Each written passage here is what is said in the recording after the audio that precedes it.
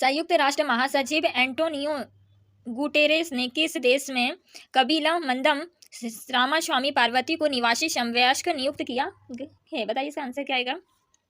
तो इसका आंसर आएगा ऑप्शन बी वाला ताजिकिस्तान। ठीक है, इंपॉर्टेंट पॉइंट है, संयुक्त राष्ट्र महासचिव एंटोनियो गुटेरेस ने भारत की समिति कबील मदन रामास्वामी पार्वती को ताजिकिस्तान में संयुक्त राष्ट्र में रजिस्टर्ड कोऑर्डिनेटर के रूप में नियुक्त किया। मेजबान सरकार की मंजूरी के साथ उसने पिछले महीने के विनाशकारी भूकंपों के बाद तुर्की में विश्व खाद्य कार्यक्रम WFP के राहत कार्यों का नेतृत्व किया। वहां 15 मार्च को अपना पद संभालेगी। ठीक है, आप चलते हैं अपने नेक्स्ट क्वेश्चन पर। पाथियाल, रामबन और बनिहाल के बीच 4 लेन वाली T5 सुरंग किस राज्य में शुरू हो गई? बताइए इसका आंसर क्या होगा।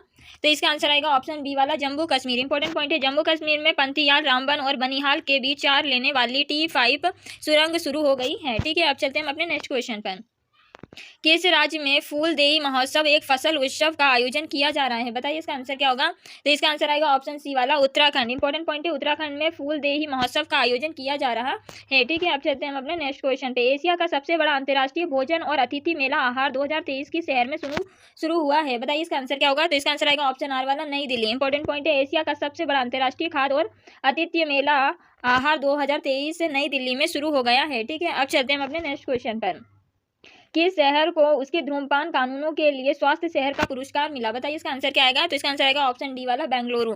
इंपॉर्टेंट पॉइंट है, बेंगलुरु को अपने धूम्रपान कानूनों के लिए स्वास्थ्य शहर का पुरस्कार मिला है। ठीक है, अब चलते हैं अपने नेक्स्ट क्वेश्चन पर। FSIB ने किस बैंक के लिए अश्वनी कुमार को MD के रूप में सिफारिश की थी? बताइए इसका आंसर क्या होगा। तो इसका आंसर आएगा हमारा ऑप्शन आर वाला यूको बैंक। ठीक है, इंपॉर्टेंट पॉइंट है, FSIB ने अश्विनी कुमार को यूको बैंक के MD के रूप में सिफारिश की। ठीक है, अब चलते हैं हम अपने नेक्स्ट क्वेश्चन पर। वैश्विक पुनर्चक्रण दिवस 2023 किस तारीख को मनाया जाता है? बताइए इसका आंसर क्या होगा। तो इसका आंसर होगा ऑप्शन बी वाला 18 मार्च को। इंपॉर्टेंट पॉइंट है, वैश्विक पुनर्चक्रण दिवस 2023 18 मार्च को मनाया जाता है। ठीक है, अब चलते हैं हम अपने नेक्स्ट क्वेश्चन पर।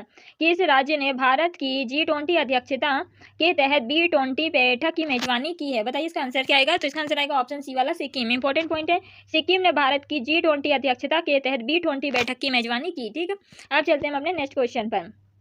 किस भारतीय राज्य ने हाल ही में पहली बार इलेक्ट्रिक ट्रेनों की शुरुआत की? बताइए इसका आंसर क्या आएगा। तो इसका आंसर आएगा ऑप्शन आर वाला मेघालय।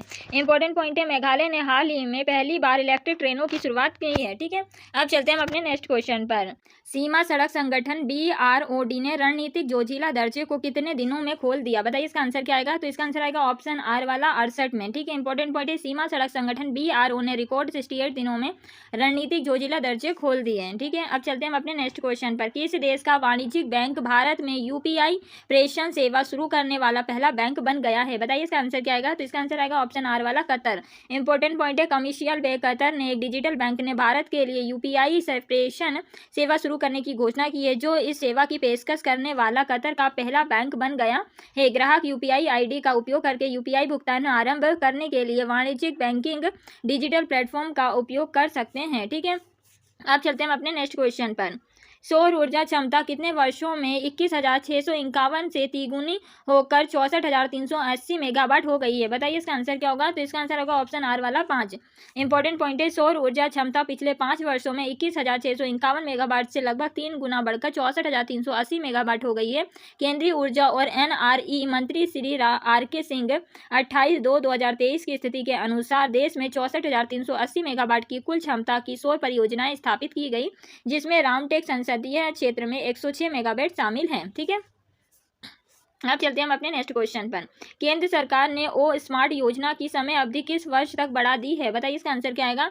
तो इसका आंसर आएगा ऑप्शन सी वाला 2026 तक। इंपॉर्टेंट पॉइंट है, आर्थिक मामलों की मंत्रिमंडलीय परिसमिति ने 2021 से 2026 की अवधि के लिए महासागर सेवाएं, मॉडलिंग, अनुप्रयोग, संसाधन और प्रौद्योगिकी को स्मार्ट योजना को जारी रखने के लिए मंजूरी दी।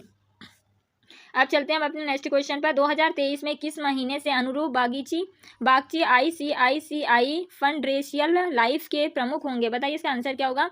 तो इसका आंसर होगा ऑप्शन आर वाला जून। इंपॉर्टेंट पॉइंट है हमारा इसका, इंपॉर्टेंट पॉइंट है, अनु बगीची जो वर्तमान में ICICI बैंक के कार्यकारी निदेशक के रूप में कार्यरत है, उसके बाद 19 जून 2023 से 5 साल के लिए कंपनी के MD और CEO के रूप में बीमा नियामक के अनुमोदन के अधीन होंगे।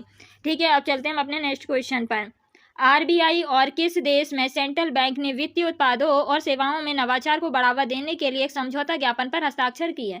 बताइए इसका आंसर क्या होगा। तो इसका आंसर होगा ऑप्शन सी वाला, संयुक्त अरब अमीरात। ठीक है, इंपॉर्टेंट पॉइंट है, आरबीआई और सेंट्रल बैंक ऑफ यूएई ने वित्तीय उत्पादक और सेवाओं के नवाचार को बढ़ावा देने के लिए समझौते ज्ञापन पर हस्ताक्षर किए। ठीक है, अब चलते हैं हम अपने नेक्स्ट क्वेश्चन पर।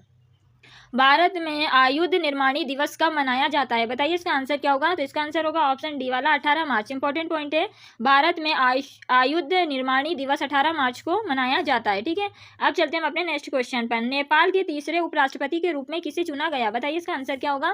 तो इसका आंसर आएगा ऑप्शन आर वाला, राम सहाय प्रसाद यादव।